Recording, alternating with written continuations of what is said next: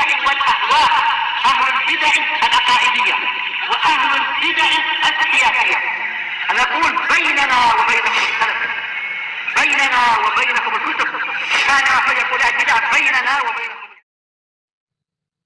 بسم الله الرحمن الرحيم. الحمد لله حمدا كثيرا طيبا مباركا فيه كما يحب ربنا ويرضى. أشهد أن لا إله إلا الله وحده لا شريك له، وأشهد أن محمدا عبده ورسوله صلى الله عليه وعلى آله وأصحابه ومن والاه. أما بعد. Pertemuan yang lalu kita masih membahas tentang sifat apa? Zikri, sifat tangan bagi Allah Subhanahu wa ta'ala. Bagaimana keyakinan ahli sunnati wal jamaah terkait sifat tangan ini? Indak ya akbar.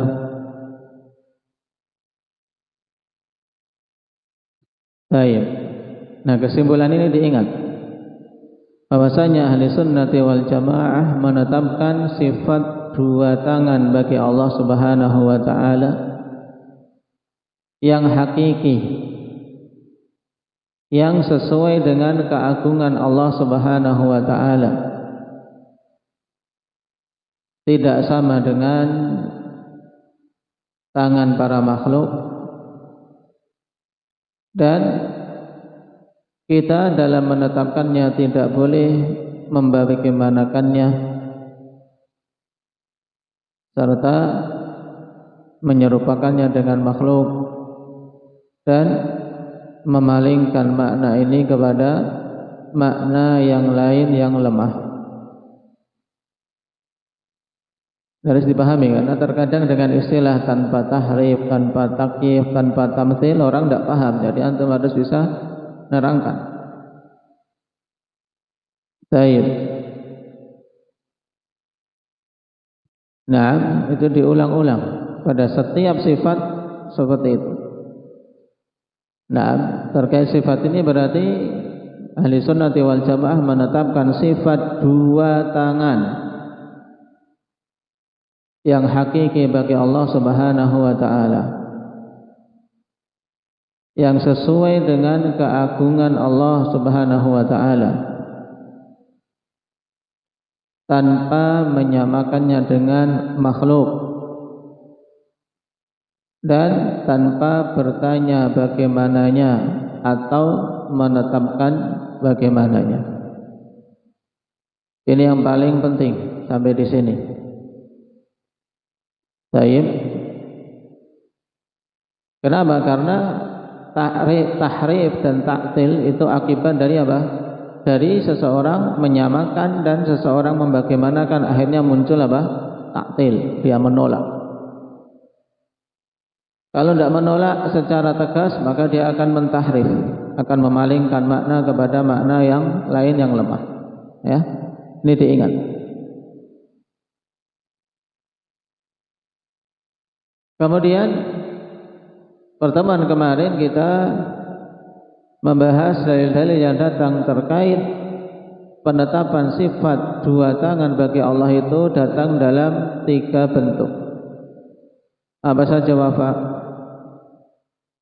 Terkadang datang dalam bentuk mufrad, yang kedua dalam bentuk mutsanna, yang ketiga dalam bentuk jamak. Nah, bagaimana kita mensinkronkannya? Adapun yang datang dalam bentuk mutsanna maka jelas, karena memang secara tegas tidak bisa diingkari, tidak bisa ditolak dan dipelintir-pelintir maknanya. Bahwasanya apa? Ayat tersebut menetapkan dua tangan bagi Allah. Ini jelas. Adapun yang datang dalam bentuk mufrad, bagaimana kita menjawabnya? Hendak Jabir.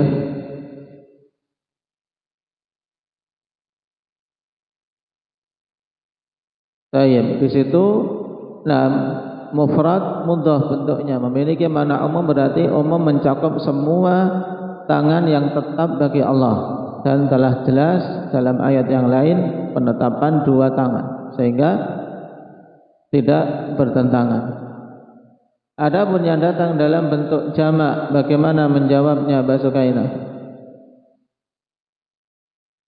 Tayyib, datang dalam bentuk jamak untuk menunjukkan pengagungan bagi Allah Subhanahu wa taala. Atau jawaban yang lain yang kedua, Ali, minimal bentuk jamak adalah dua, sehingga kalau kita bawa kepada minimal tayyib jamak, maka tidak akan bertentangan dengan ayat yang menetapkan dua tangan bagi Allah Subhanahu wa taala. Naam. Tayyib. Nah, sekarang kita masuk pada sifat yang ketiga. Qala al-Imam Ibnu Qudamah rahimahullahu ta'ala wa qawluhu ta'ala ikhbaran an Isa alaihi salam annahu qala ta'lamu ma fi nafsi wa la a'lamu ma fi nafsik.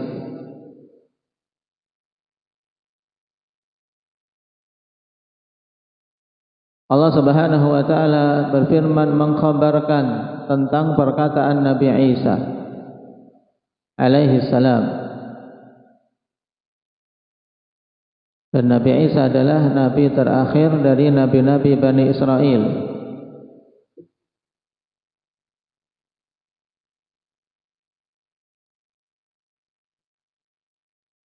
Bahwasanya Nabi Isa mengatakan ta'lamu ma fi nafsi wa la a'lamu ma fi nafsik. Engkau ya Allah mengetahui apa-apa yang ada pada diriku, dan aku tidak mengetahui apa-apa yang ada pada dirimu. Baik. Qala al-'alama Ibnu Utsaimin rahimahullahu taala as-sifatu tsalitsatu an-nafsu. Sifat an-nafs. Qala an-nafsu tsabitatun lillahi ta'ala bil kitabi wa sunnati wa ijma'is salaf. Sifat an-nafs ini tetap bagi Allah Subhanahu wa taala, sehingga kita wajib menetapkannya berdasarkan dalil dari Al-Quran dan Sunnah serta ijma' para salaf.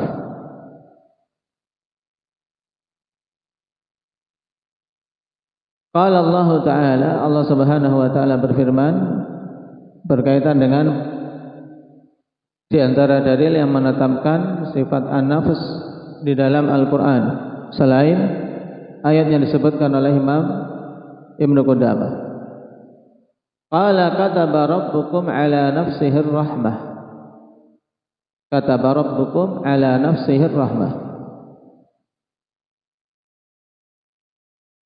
Rabb kalian telah menuliskan, yaitu menetapkan pada dirinya untuk apa? Untuk memiliki sifat rahmah.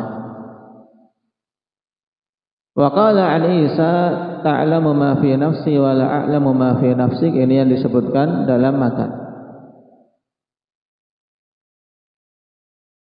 Adapun dalil dari as-sunnah, wa qala Nabi sallallahu alaihi wasallam subhanalladzi bihamdihi subhanallah. Baik. Subhanallah wa bihamdihi adada khalqihi wa ridha nafsihi wa zinata arshihi wa midada kalimatih. Hadits riwayat Muslim.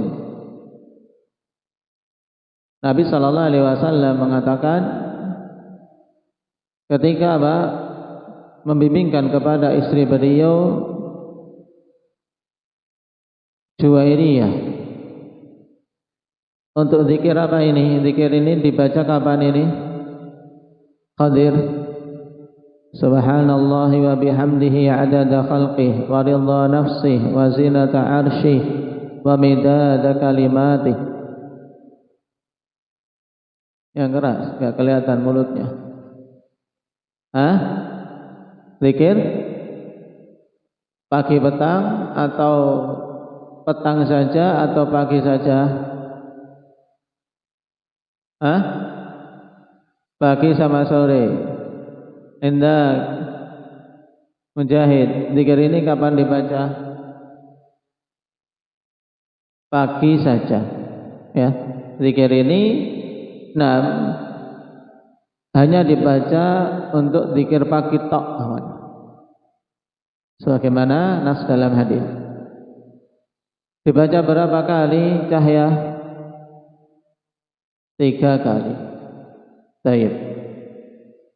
Nah, ketika Juwairiyah Nabi SAW timbul ketinggalkan sebelum berangkat ke masjid, kemudian Nabi pulang lagi dalam kondisi yang sama, berzikir pada Allah. Maka Nabi SAW kemudian katakan, aku telah mengucapkan setelah meninggalkanmu 3 kalimat yang senilai dengan apa yang kamu lakukan dari tadi. Ini menunjukkan kalimat yang ringkas tapi memiliki makna yang luas dan pahala yang besar. Subhanallahi wa bihamdihi adada khalqih. Subhanallah. Subhana, kenapa dia mansub? Badri. Maf'ul mutlak. Amilnya muqaddar taqdiruhu usabbihu subhanallah. Jadi di sana ada fi'il yang muqaddar. Usabbihu subhanallah. Yang biasa dalam bahasa kita cuma diartikan subhanallah, maha suci Allah. Sebenarnya makna ini kurang, belum mewakili sebenarnya untuk makna subhanallah. Kenapa? Karena usabbihu subhanallah, yaitu aku mensucikan Allah Subhanahu wa taala, yaitu maknanya meyakini bahwasanya Allah Subhanahu wa taala suci dari semua kekurangan-kekurangan, dari semua cacat dan celah. Berarti aku mensucikan Allah Subhanahu wa taala dengan sebenar-benar pensucian, yaitu aku meyakini jauhnya Allah, tersucikannya Allah dari semua sifat-sifat kekurangan. Wa bihamdihi. Ini juga jar majrur. Baik. Berarti aku mensucikan Allah Subhanahu wa taala dengan sebenar-benar pensucian, di mana aku meyakini Allah itu jauh dari semua sifat cacat dan kekurangan, dalam keadaan aku memujinya. Atau juga bersamaan dengan itu aku memuji Allah Subhanahu wa taala dengan menetapkan semua sifat-sifat pujian baginya, yang diiringi rasa cinta dan pengagungan. Karena makna hamd yaitu menyebutkan kebaikan dari yang dipuji, yang diiringi mahabbah wa ta'zim, rasa cinta dan pengagungan. Aku bertasbih dan bertahmid sebanyak jumlah makhluk-makhluk Allah Subhanahu wa taala. Berapa jumlah makhluk Allah? Sakit. Wallahu a'lam. Sangat banyak. Manusia saja kita tidak bisa menghitungnya, apalagi ditambah hewan-hewan yang terbang, yang melata, yang besar, yang kecil. Belum lagi ditambah para malaikat. Adada khalqih, mencakup itu, yaitu berarti aku bertasbih dan bertahmid sejumlah makhluk-makhluk Allah Subhanahu wa taala. Makanya kan maknanya sangat banyak itu. Wa ridha nafsi. Dan sesuai dengan keridhaan diri Allah Subhanahu wa taala. Wa zinata arsyih, dan seberat timbangan arsy Allah Subhanahu wa taala. Padahal arsy adalah makhluk Allah Subhanahu wa taala yang paling besar. wa midada kalimati, dan sebanyak tinta-tinta yang untuk menulis kalimat-kalimat Allah Subhanahu wa taala. Padahal kalimat-kalimat Allah tidak terbatas. Makanya zikir ini akhwan, walaupun kita mengucapkannya cuma 3 kali, tapi apa? Dari maknanya itu kan sangat luas, sehingga memiliki pahala yang sangat banyak. Hadis riwayat Muslim. Syahid dari hadis ini yaitu waridha nafsi.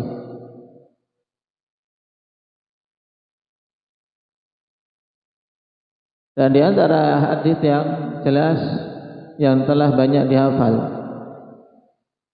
Naam, baik. Ya bani Adam atau ya ibadi inni haramtu dzulma ala nafsi wa ja'altuhu bainakum muharrama.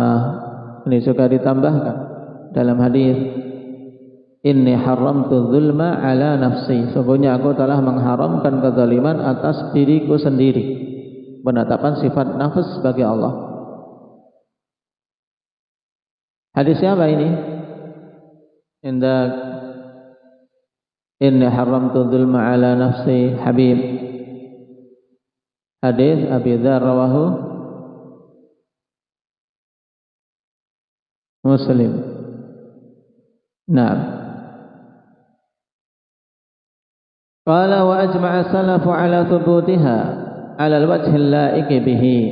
Nah, ini perhatikan metode dalam menetapkan, diingat-ingat pada semua sifat seperti para salaf telah berijma' tentang tetapnya sifat tersebut bagi Allah ala al-wajhi al-la'iqi bihi, yang sesuai dengan keagungan Allah Subhanahu wa taala.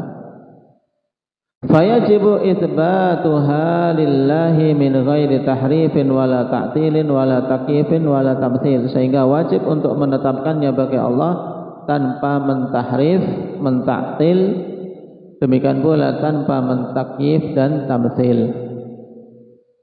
4 istilah ini harus sudah familiar di benak kita semua maknanya. Adapun para ulama yang menukilkan ijma' bisa antum lihat dalam catatan kaki nomor 4. Mimman naqala al-ijma' ala dzalika Abu al-Abbas Ibnu Suraij kama fi ijtima'il juyush. Di antaranya apa? Abu al-Abbas Ibnu Suraij. Adapun kitab Ijtima'ul Juyush al-Islamiyah, ini kitab karangan siapa?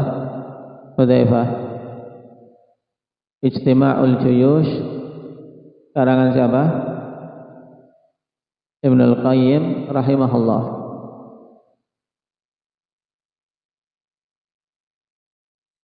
Yang kedua, Ibnul Qattan Al-Fasih fil Iqna' fi Masailil Ijma'. Baik.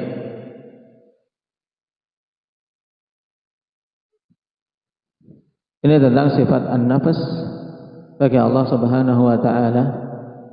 Antum hafalkan dulu dalil yang ada dalam kitab ini, insyaallah pada pertemuan yang akan datang kita tambahkan.